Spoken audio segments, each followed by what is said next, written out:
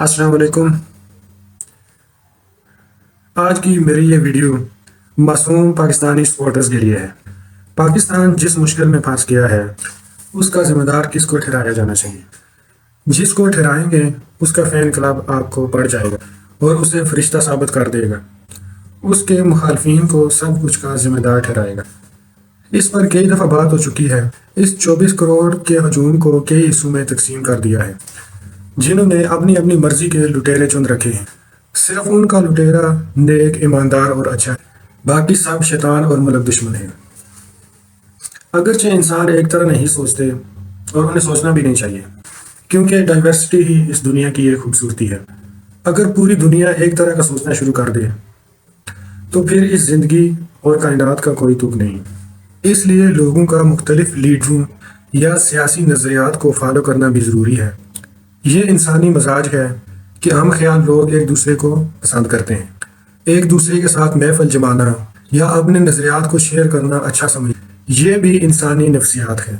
ہر نظریے کے فالوورز خود کو سچا اور دوسرے نظریے کے لوگوں کو جھوٹا سمجھتے ہیں، اور یوں نظریات کا اور انسانی سوچ کا ٹکراؤ چلتا رہتا ہے اور انسانی ارتقاء جاری رہتا ہے۔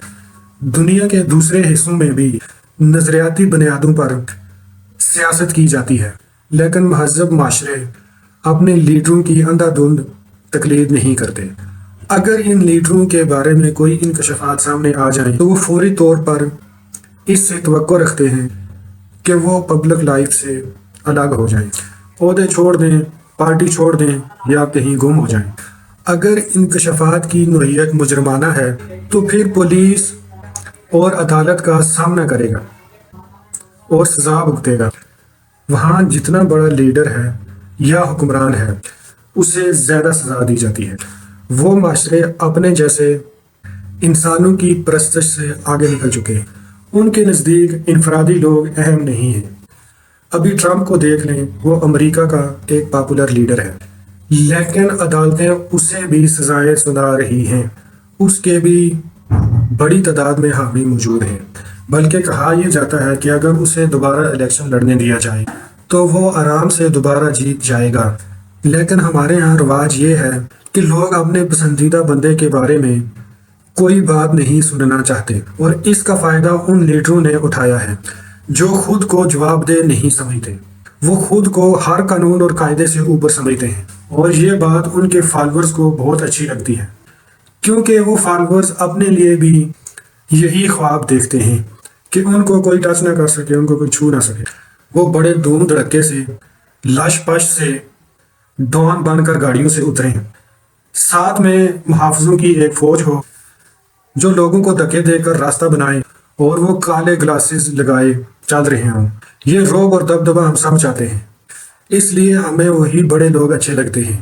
آج بھی دیہات میں الیکشن جیتنے کا یہی فارمولہ چلتا ہے کہ ایک بڑی گاڑی لیں، اس میں 4-5 لوگ کلاشنکوف اٹھائے ہوئے ہوں، جو گاڑی رکنے سے پہلے جمپ لگا کر نیچے اتریں اور صاحب کی گاڑی کا دروازہ کھول دیں۔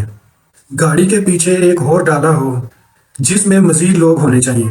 الیکشن کے دنوں میں یہ لطیفہ زیادہ عام ہوتا ہے کہ 5-10 کروڑ کی لگژری گاڑی سے بندہ اتر کر ایک جھونپڑی کے سامنے کھڑے غریب بندے کے سامنے ہاتھ باندھ کر کہتا ہے، سائیں میں تہاڈا غلام، اور وہ بیچارہ غلام اسی خوشی میں بے حال ہو جاتا ہے کہ آج بھگوان اس کے دروازے پر چل کر آیا ہے۔ اس بیچارے کو گھر میں جگہ نہیں مل رہی ہوتی کہ اسے کہاں بٹھائے۔ وہ کبھی اپنی جھونپڑی اور کبھی اس گاڑی کو دیکھتا ہے اور اس حکمران کو دیکھتا ہے جو اس کے ایک ووٹ کا محتاج ہے، اور اس کا ایک ووٹ اس کو حکمران بنا سکتا ہے۔ ووٹ تو چھوڑیں، وہ اپنی اس کے لیے جان دینے پر تل جاتا ہے۔ اس نفسیات کا ہمارے سیاستدانوں نے بہت فائدہ اٹھایا ہے۔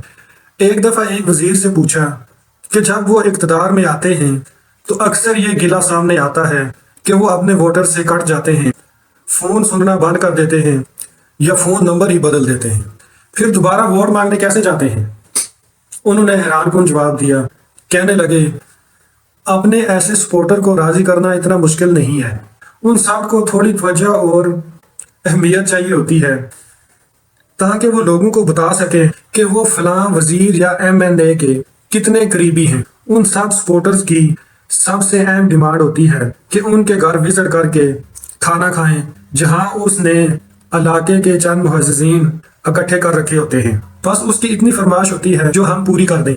ایک قسم اور بھی سپورٹرز کی ہوتی ہے جس نے اپنے گاؤں میں پرانی دشمنیاں نبھانی ہوتی ہیں، کسی سے پرانا ادار چل رہا ہے، برادریوں کی لڑائی ہے، رشتہ دار تک ایک دوسرے سے لڑے ہوئے ہیں۔ وہ الیکشن کے دنوں میں اپنی دشمنیاں نکالتے ہیں اور پولنگ ڈے پر ایک دوسرے کو قتل کرتے ہیں کہ الیکشن ان کے نزدیک زندگی موت کا مسئلہ ہے۔ اگر پولنگ ہار گئے تو گاؤں میں کیا منہ دکھائیں گے کہ چودھری صاحب آ گئے؟ یوں اس کھیل میں فائدہ دونوں اطراف کے امیدواروں کو رہتا ہے۔ اب بتائیں ایسے ووٹر اور سپورٹر کہاں ملیں گے جو اتنی چھوٹی چھوٹی باتوں کے لیے اپنی جانیں دے کر آپ کو اپنے سر کا تاج بناتے ہیں، اور اگر آپ لمبے لمبے ہاتھ مارتے ہوئے پکڑے جائیں، پورا سال وہ گاؤں میں گلی محلے سے لے کے سوشل میڈیا تک جنگیں لڑتے ہیں اور آپ کے مخالفوں کا منہ بند کر دیتے ہیں اور آپ کو معصوم ثابت کرتے ہیں، چاہے آپ رنگے ہاتھوں ہی کیوں نہ پکڑے جائیں۔ تو میرے تمام بھائیوں سے گزارش ہے، جو ووٹ دینا ہے وہ سوچ سمجھ کر دیں۔ اللہ حافظ۔